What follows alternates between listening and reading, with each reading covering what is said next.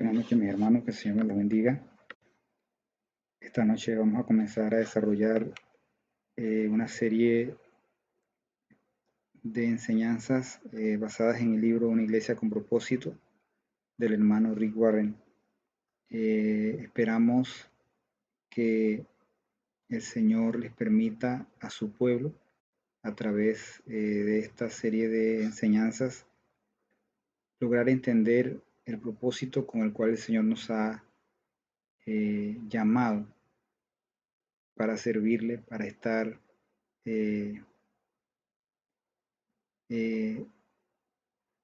digamos, siendo integrados cada uno de nosotros como parte del cuerpo de Cristo. Así es que sin más, vamos a comenzar esta noche. Una investigación realizada en Estados Unidos demostró que las iglesias saludables y en crecimiento tenían una identidad claramente definida, comprenden su razón de ser, son precisas en su propósito, saben exactamente a qué las ha llamado Dios, saben qué les interesa y saben qué no les interesa. ¿Posee nuestra iglesia, dice aquí una pregunta, una identidad definida? Es algo que cada uno de nosotros debería meditar. Es una pregunta no para responder, sino para que pensemos en ella. Y al final, esta pregunta lo que va a hacer es que pensemos en nosotros mismos como parte de la iglesia. Recuerde y recordemos, amados hermanos, que la iglesia no es una estructura. La iglesia no es el templo, la iglesia somos nosotros, cada uno de los miembros de este cuerpo espiritual de Cristo. Entonces, si cada uno de nosotros como miembros individuales tiene una identidad definida, la iglesia en general va a poseer una identidad definida. Si le pregunta a los miembros de iglesias típicas ¿para qué existe su iglesia?, obtendrá una gran variedad de respuestas. Yo recuerdo hace unos años en el Instituto Bíblico, en una de las materias, ya al finalizar, un profesor nos pidió hacer encuestas y bueno, era parte de la materia.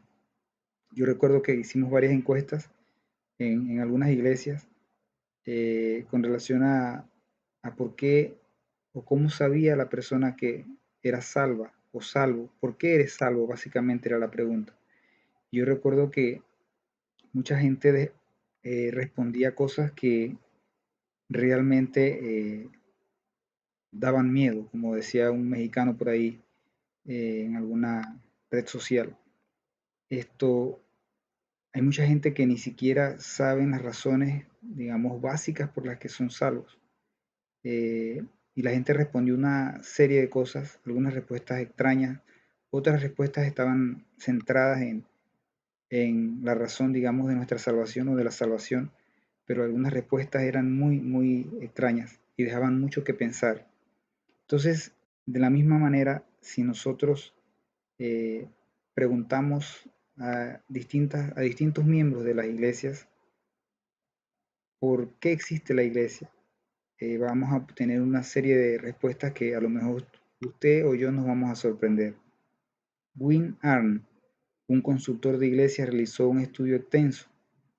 Dice que encuestó a miembros de casi 1000 iglesias, haciéndoles la pregunta, ¿por qué existe la iglesia? Los resultados de todos los miembros encuestados, el 89% dijo, el propósito de la iglesia es velar por las necesidades de mi familia y por las mías. Para muchos de estos hermanos encuestados, el rol del pastor es simplemente cuidar de las ovejas que todavía se encuentran fuera, felices y no perder a demasiadas. Solo el 11% dijo el propósito de la iglesia es ganar al mundo para Cristo. Entonces, amados hermanos, esta respuesta del 89% de estos miembros de 1000 iglesias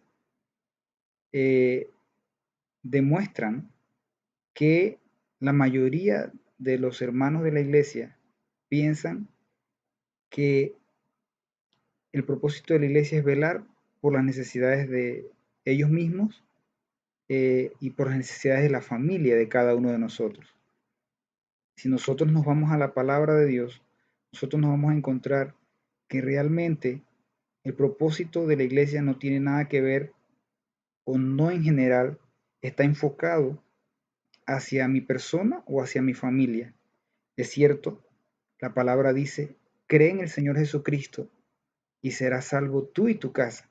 Esa fue la respuesta que le dio Pablo y Silas al carcelero en Filipos cuando hubo aquel terremoto, que Pablo y Silas estaban encarcelados y, como dice, estaban en el calabozo de adentro, y como a la medianoche cantaban himnos al Señor, y hubo un terremoto y las puertas de la cárcel se abrieron.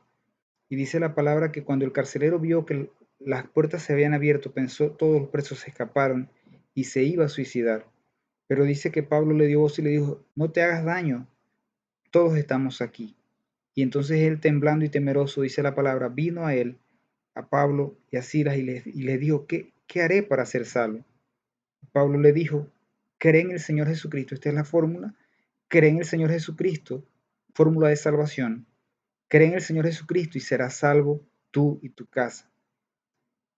Y aunque esa palabra es palabra de Dios, lo cierto es que esa palabra de salvación, esa fórmula de salvación, no significa que la iglesia existe o está puesta, o el propósito de la iglesia, en pocas palabras, es que Dios o que el pastor cuide de mí y cuide de mi familia, o cuide de mis necesidades y de las necesidades de mi familia. Realmente, con todo respeto, ese propósito es un propósito alejado del amor de Cristo, ¿sí? Porque está centrado en mis necesidades y no en lo que Dios quiere, y no en lo que Dios piensa, y no en la palabra de Dios, no en la razón de ser de la iglesia.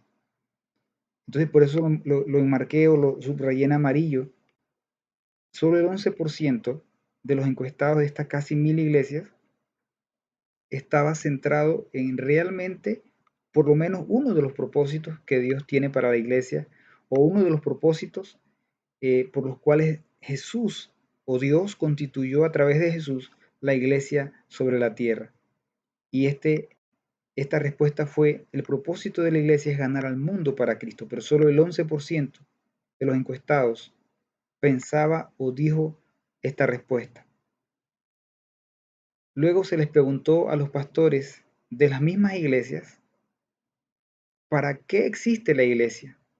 Para su asombro, los resultados fueron exactamente opuestos.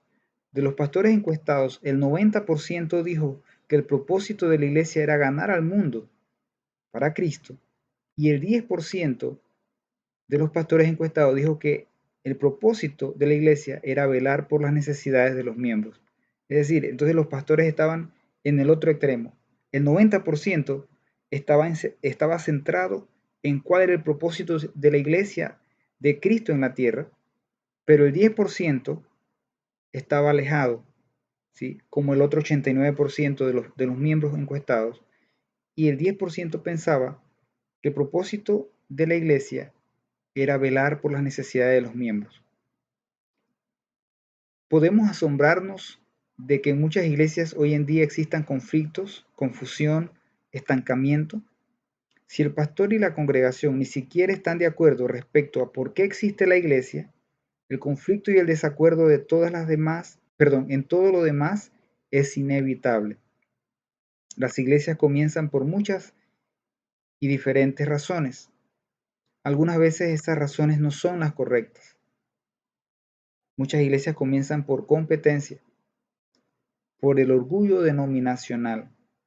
Cuando alguien no se quiere, con todo respeto, someter y dice yo mejor me abro, yo mejor me, ¿sí?, me independizo, ¿sí? Esa es una de las razones por las que existen las iglesias también. Por eso aquí habla de orgullo denominacional. La necesidad que alguien tiene de que lo reconozcan como líder. Es decir, mucha gente dice aquí no me tratan, no me dan lo que yo quiero o lo que yo espero. Mucha gente tiene un concepto más alto del que debe tener de sí mismo, y ese concepto muy alto de sí mismo lo lleva a sentir que es menospreciado o menospreciada en el lugar donde se congrega. Y dice, ¿sabe qué? yo me tengo que ir. Yo tengo que tener mi propia iglesia porque aquí no me valoran. Aquí no reconocen mi talento, mis dones, así es que mejor yo me abro. Y esa es una de las razones por las que existen iglesias.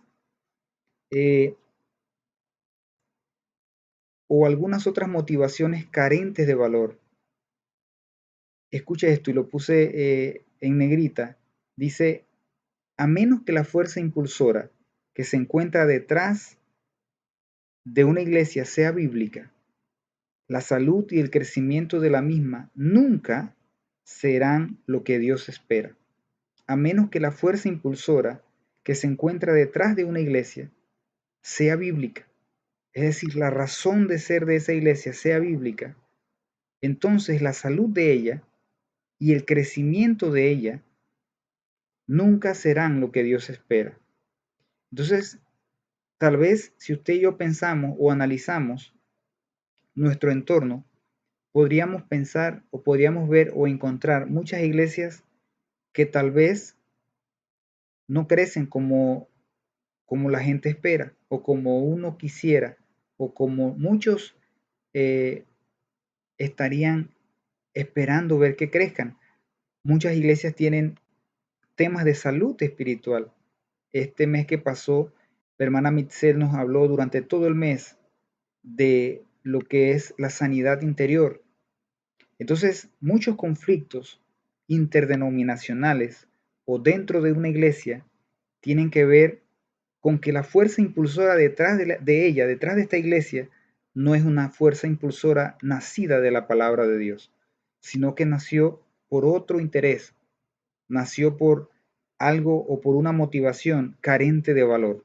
Como les decía hace un instante, gente buscando ser reconocida, gente con orgullo denominacional, gente que hace las cosas por competencia.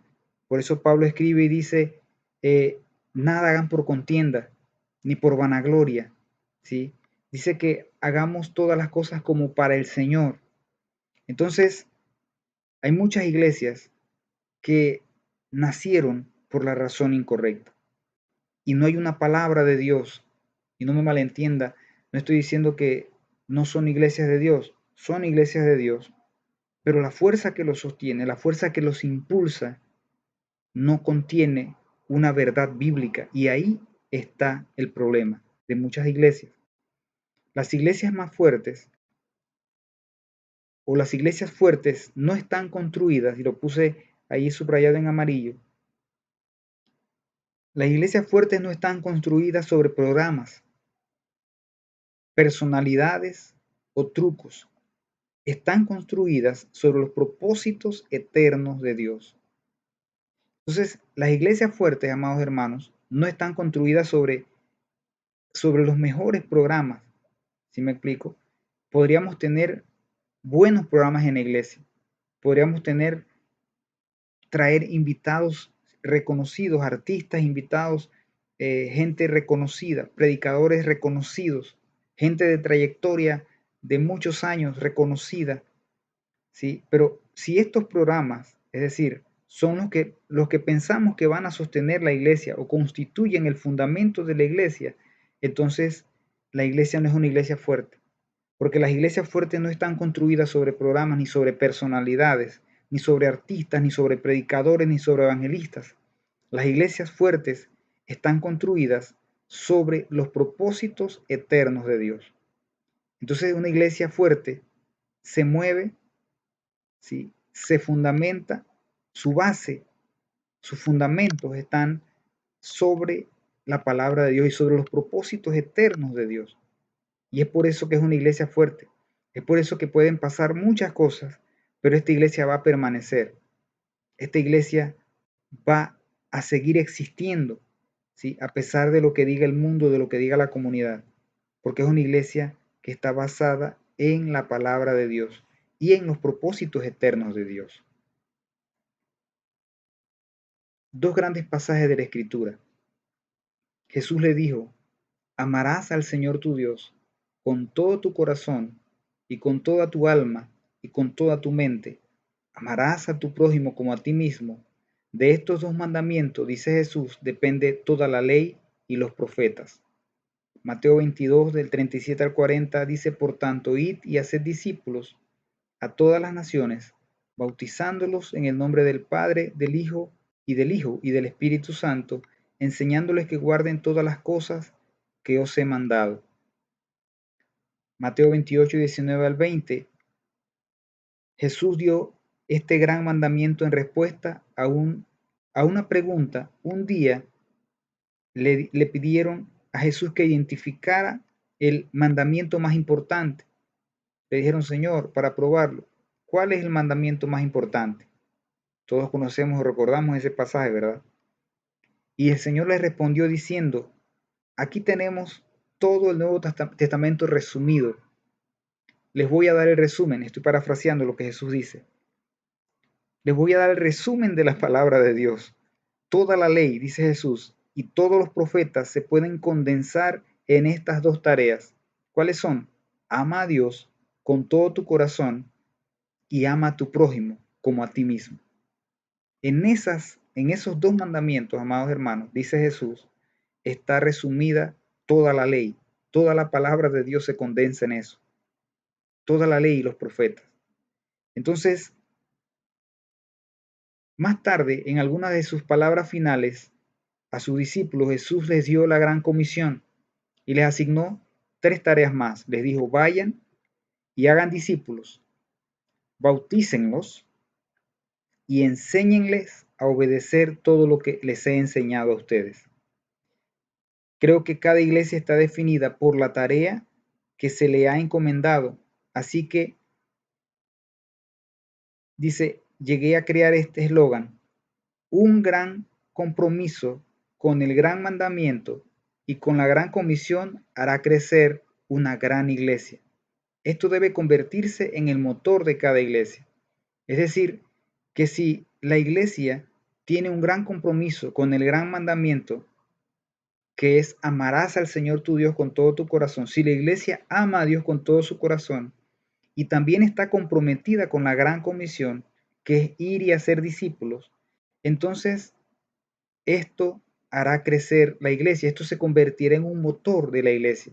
Una iglesia que ama a Dios, que está comprometida con el gran mandamiento y que también está comprometida con el amor al prójimo, con la gran comisión, es una iglesia que se mueve en la dirección correcta, que tiene un motor poderoso, que tiene razones correctas detrás de ella, una fuerza impulsora correcta.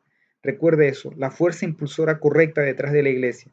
No es una iglesia que se mueve por programas, no es una iglesia que se mueve por personalidades ni por artistas, no es una iglesia que se mueve por competencia, no estamos compitiendo por quién tiene el templo más alto, o de cuántos pisos, o cuál edificio es más costoso, o está en la mejor área. No, no es esa la tarea de la iglesia, ni para eso Dios llamó a la iglesia, ni formó la iglesia en la tierra, ni dejó una iglesia en la tierra. No para competir quién canta mejor, o quién predica, o quién enseña mejor. Eso no son razones por las que Dios ha dejado la iglesia en la tierra. Sin embargo, una iglesia que ama a Dios con todo su corazón y que está comprometida con la gran comisión es una iglesia que está, disculpen la forma de decirlo, pero está empujada o está impulsada por las razones correctas. Esto es un motor poderoso que debe mover cada iglesia del Señor. Dice, en estos dos pasajes se resume todo lo que debe hacer la iglesia de Cristo. Si una actividad o un programa cumple con alguno de estos dos mandamientos, le debemos dar lugar. Repito nuevamente, si una actividad o un programa cumplen con alguno de estos dos mandamientos, le debemos dar lugar. Es decir, que deberíamos analizar cada programa a la luz de la palabra de Dios. Y esto nos lleva a un punto de cambio, de inflexión, donde siempre llegamos muchas veces o convergemos muchas veces enseñando, predicando distintas personas. Y es que el Espíritu Santo debe ser el que nos guíe en todo momento. El Espíritu Santo debe estar dando directrices continuamente a la iglesia sobre qué hacer, sobre a dónde movernos, sobre cuál dirección tomar. Muchas veces hacemos muchas cosas, muchos programas y no le pedimos la guía al Señor. Y eso es un error. Entonces, si una actividad o un programa cumple con alguno de estos dos mandamientos le debemos dar lugar. Es decir, deberíamos darle lugar a programas que exalten el nombre de Dios porque amamos a Dios. ¿Sí? El primero de todos los mandamientos, amarás al Señor tu Dios. Y deberíamos darle lugar a programas donde nosotros podamos reflejar el amor de Dios de alguna manera al prójimo, que tiene que ver con la gran comisión. Programas que permitan eh, reflejar el amor de Dios al prójimo, ¿sí? Programas que nos permitan, como decimos, proyectarnos, ¿sí? De una forma positiva, de una forma, digamos, asertiva a la comunidad. Porque también podríamos tener programas en los que involucramos a la comunidad, pero no estamos siendo asertivos al hacer el programa. Yo recuerdo, he visto programas en la iglesia eh, donde hemos escuchado y hemos visto gente que no, no se comporta amablemente con los invitados. Gente que no sabe pararse de su asiento para decirle a otro, hermano, siéntese por favor, a un invitado. Gente que al contrario, en vez de ceder su asiento de toda la vida, lo que hace es molestarse si encuentra a otro allí. Recuerdo el testimonio de alguien en una iglesia en otro país que llegó una persona a la iglesia y se sentó en X asiento. Y cuando llegó la hermana que se sentaba ahí durante tantos años, hermano, esta hermana se fue molestando y le reclamó a la persona y le dijo, ese es mi asiento, esa es mi silla, no te puedes sentar ahí. Entonces, usted se imagina a un recién convertido o más allá de un recién convertido. Estamos hablando, digamos, de un programa enfocado en ganar almas para Cristo o en, de alguna manera, impactar a la comunidad. Entonces, ¿por qué? Porque estamos pensando en la segunda razón impulsora de la iglesia, la gran comisión, ganar almas. Entonces, usted se imagina en pleno auge, si traemos invitados y de repente alguien se sale con eso, con todo respeto, con ese disparate de decirle, ese es mi puesto, a uno de los invitados. ¿Usted, usted cree honestamente que ese invitado va a querer volver a un servicio en la iglesia? ¿Con qué cara podríamos volver a invitarlo? ¿Con qué cara podríamos volver a decirle, te invito a un programa en la iglesia de esta índole? Sinceramente, amados hermanos, tenemos que reevaluar muchas de las cosas que hacemos como iglesia de Cristo, muchos de los programas que hacemos, muchas de las actividades que tenemos y reevaluarlas a la luz de la palabra de Dios. Y realmente, de acuerdo a estos principios que nos explica el hermano Rick Warren, no es tan difícil. Es decir, simplemente es evaluar si uno de los programas que tenemos o las actividades que tenemos cumplen o no cumplen con alguno de los dos mandamientos. Si cumplen, le damos lugar y si no, decimos hay algo que hay que ajustar aquí. Porque esto no está buscando almas, esto no es por el amor que le tenemos a Dios, ni es para la gloria de Dios. Entonces, hay algo que hay que ajustar aquí. Entonces, si hay algo que hay que ajustar, mejor no se hace el programa. Entonces, así debería ser de sencillo, ¿sí me explico? Pero realmente nos encontramos con otro tipo de cosas. Entonces, muchas veces hay una pugna o una lucha de poderes de repente por departamento, cada uno quiere hacer su actividad y no nos ponemos a evaluar si realmente nuestras actividades, nuestros programas se mueven o cumplen con alguno de estos dos principios o dos mandamientos que estamos explicando. Debemos estar motivados por el gran mandamiento y por la gran comisión. Juntos nos dan las tareas primarias en las cuales se debe concentrar la iglesia hasta que Cristo vuelva. Dice, juntos estos dos, el gran mandamiento y la gran comisión, nos dan las tareas primarias en las cuales se debe concentrar la iglesia hasta que Cristo vuelva. Entonces, la iglesia tiene, digamos, un propósito claro de acuerdo a las escrituras, un propósito definido. Dios no es un Dios de confusión, amados hermanos. Nunca Dios ha sido un Dios de confusión. Dios es el Dios de la luz. Desde el comienzo, desde el principio, dice el libro de Génesis, dijo Dios, hágase la luz. Él es un Dios de claridad, de revelación. ¿Sí me explico? de cosas claras. Nosotros acá en la familia, mi esposa y mis hijos y yo estamos eh, leyendo la palabra de Dios, toda la Biblia, y vamos así libro por libro, ¿no? Desde Génesis en adelante. Y estamos leyendo, pasamos por Éxodo, estamos con Levíticos, y mis hijos a veces se preguntan o nos preguntan cuando leemos, ¿por qué? O sea, ¿por qué otra vez se repite lo mismo? ¿Y por qué tan específico? Por ejemplo, uno encuentra en Levítico y también en Éxodo que, que decía que, por ejemplo, la sangre de una tortolita se derramaba una parte sobre el altar y la otra se exprimía sobre la pared del altar. Entonces mis hijos decían, pero esto es tan específico, ¿por qué? ¿Por qué es tan específico? Y hablaba de la grasa que cubre los riñones y de la grasa sobre los ijares, y o sea, de las cosas tan específicas de los holocaustos, de las ofrendas, y nos decían, ¿por qué? O a veces preguntan, ¿por qué esto es tan específico? Y nosotros les hemos dicho, porque Dios es un Dios así de claro. Dios es un Dios que se revela para que no haya excusas, amados hermanos. Recuerde la palabra que dice, porque cerca de ti está la palabra en tu boca y en tu corazón. No para que digas, ¿quién cruzará el océano para que me traiga el mandamiento? ¿O quién irá por mí a lo profundo del mar para que me busque ese mandamiento allá abajo en lo profundo del mar? No, más cerca de ti está la palabra en tu boca, dice, y en tu corazón. Entonces Dios es un Dios de cosas claras, amados hermanos. Si hay algo turbio, si hay algo gris, si hay algo confuso, amados hermanos, entonces allí no está Dios. Es decir, Dios no nos ha llamado a confusión, ¿sí? Y las cosas no están a medio terminar. Y si hay un pasaje en la palabra de Dios que uno no entiende o que solo se menciona una sola vez, es por una razón. Entonces, como decíamos hace unos meses atrás en la iglesia, Deuteronomio 29:29 dice, las cosas reveladas son para nosotros y para nuestros hijos, mas las secretas pertenecen a Dios. Pero no es que haya una confusión. Entonces, nosotros tenemos de parte de Dios claramente cuáles son los propósitos que Dios tiene para la iglesia.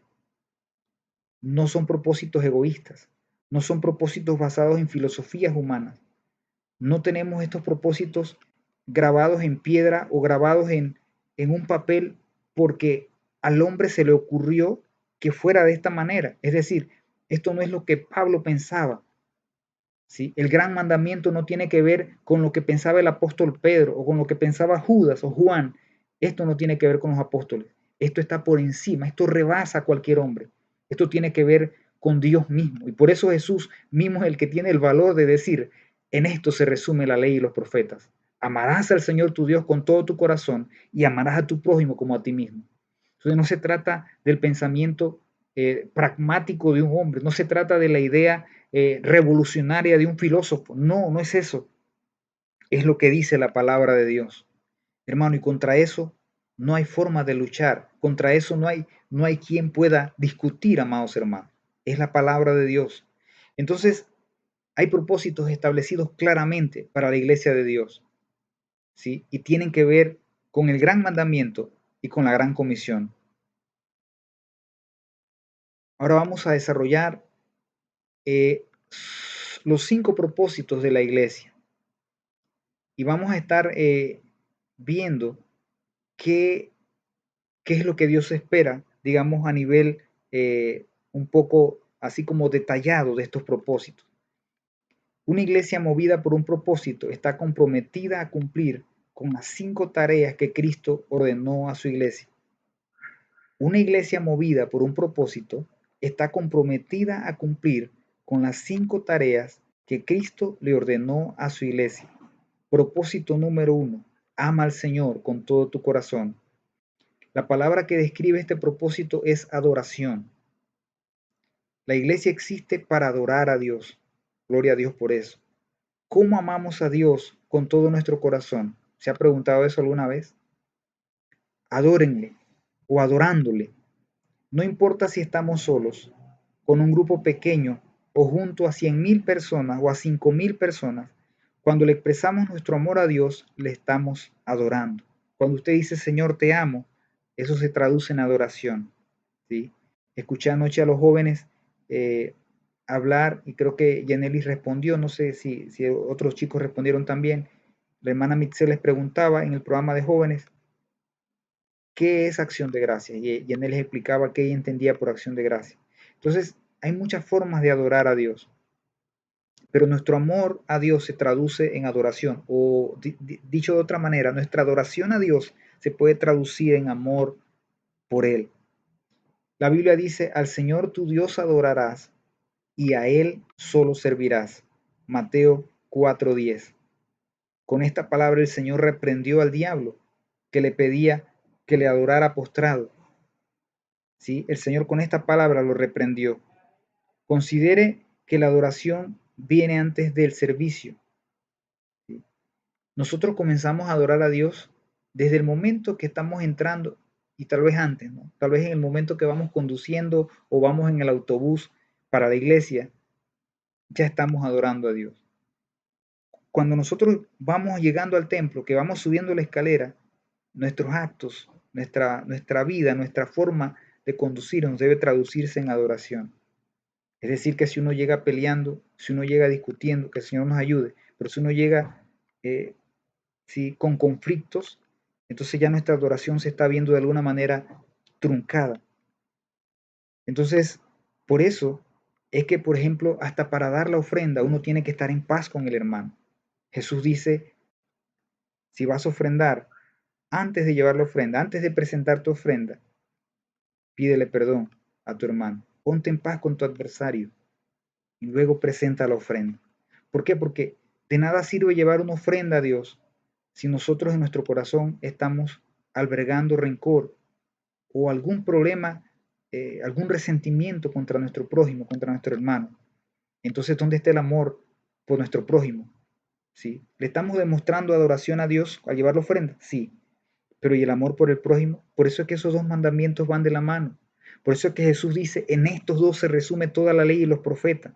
¿Por qué? Porque yo no puedo decir amo tanto a Dios y odio a mi hermano. No funciona así. Si yo amo a Dios, entonces también tengo que amar a mi hermano. Tengo que ponerme a cuentas con él. Yo entiendo, hace unas semanas, creo que el mes antepasado, hablaba de que yo entiendo que uno desarrolla algunos círculos afines, digamos, por la profesión, por la edad, y en la iglesia se hacen como ciertos círculos, ¿verdad? Los jóvenes, los chicos de música y así, ¿no? Los adolescentes, o sea, y se van haciendo como ciertos círculos, los varones, y vamos haciendo como ciertos círculos. Pero más allá de los círculos, ¿sí? En general, tenemos que amar a nuestros hermanos, aunque no sea de mi círculo más íntimo, ¿sí? Jesús mismo tenía, y no estoy diciendo que él hacía acepción de personas, pero si usted lee los evangelios, dice que Jesús tenía a 3 con los que se retiraba. Eran 3 que estaban cercanos ahí, era como el staff más íntimo del Señor. Y justo también en la hora del Getsemaní, cuando Jesús fue al huerto de Getsemaní, estaban con él allí, Pedro, Jacobo y Juan. ¿Sí? Eran el círculo más íntimo del Señor. Por alguna razón sería, es decir, los otros también eran discípulos, eran parte de los 12, pero los más cercanos eran Pedro, Jacobo y Juan. Y con eso el Señor ¿sí? se alejaba, fue al Getsemaní, etc. Se retiraba a orar. ¿Por qué? Porque estos estaban con él allí. Entonces, no significa que Jesús no amara a los otros, era Jesús. Así que amaba a todos los 12 y a todo el mundo. De hecho, Jesús amaba a Judas Iscariote aunque le iba a traicionar. Jesús dice, bueno le fuera a ese hombre no haber nacido. ¿Sí? Bueno le fuera a Judas Iscariote no haber nacido. Pero, bueno, lamentablemente, no tenía que ser Judas, podía ser cualquiera, pero Judas permitió que Satanás llenara su corazón por la avaricia, por el amor al dinero. Entonces, necesitamos redireccionar nuestra adoración a Dios. Que nuestra adoración a Dios no se vea empañada por problemas con nuestro hermano, por problemas con el cónyuge, por problemas con los hijos. Por eso es que la pastora en cada Santa Cena, ¿sí? Siempre, y en las Santa Cenas lo recordamos cuando nos toca, pero en las Santa Cenas la pastora siempre, ¿qué hay que, dice, qué hay que hacer, qué necesita para tomar la Santa Cena? Y recalca algunas cosas, estar casado, hay que pedirle perdón al hermano, hay que estar, si me explico, hay que estar en línea con la santidad de Dios. Uno no puede andar peleando con el hermano y tomando la Santa Cena, es decir, eso no está bien. uno tiene que estar en paz con el hermano. Entonces, ¿por qué? Porque estamos ofreciendo, se trata de adoración a Dios. Y nuestra adoración a Dios es un todo, ¿sí? No podemos pensar que solo es una parte. Muchas veces la iglesia ha entendido, y muchos cristianos entienden, que la adoración es solamente levantar las manos y cantar coros más lentos. Pero, amado hermano, la adoración es todo lo que le damos a Dios. Todo. Desde un aleluya, un aplauso, un gloria a Dios. Cuando usted saluda a su hermano, ¿sí? Usted lo abraza, usted le da la mano, y ya no podemos abrazar a los hermanos, pero por ahora, pero cuando usted, ya tampoco podemos dar la mano, pero por lo menos cuando le da, sí, un saludo con el codo, o sea, eso es adoración a Dios. ¿Por qué? Porque todo lo que hacemos, ¿sí? Dice el apóstol Pablo, todo lo que hagáis, sea de palabra o de hecho, hacedlo como para el Señor. Entonces, todo lo que hacemos es para Dios, debe ser para Dios, debe ser para agradarle, debe ser para su gloria. Y es importante entonces en ese sentido que nosotros estemos a cuentas con nuestro hermano, ¿sí? Y ahí se cumple el segundo propósito, ¿sí? Amar a nuestro hermano, amar a nuestro prójimo. Jesús también lleva esto al siguiente nivel. Jesús le dice, oyeron que fue dicho, oísteis que fue dicho, ojo por ojo, diente por diente, pero yo os digo, dice Jesús, amad a vuestros enemigos. Ya Jesús lo llevó al siguiente nivel. Orad por los que os persiguen, por los que os ultrajan, por los que os causan mal. Oren por ellos, dice Jesús. Entonces, la iglesia, amados hermanos, está llamada con un propósito. Y por una parte es amar a Dios, adorarle con todo nuestro corazón. Y por otra parte, nuestra adoración a Dios se va a ver eh, complementada cuando yo esté en paz con mi hermano, cuando yo sea capaz, ¿sí?, de dar una ofrenda a Dios sin tener nada en mi corazón contra nadie particularmente, que mi corazón esté en paz. Dice la palabra, en cuanto dependa de ustedes, dice el escritor, no recuerdo si es el apóstol Pablo, creo que sí es el apóstol Pablo, dice, en cuanto dependa de ustedes, estén en paz con todos, en cuanto dependa de ustedes, ¿sí?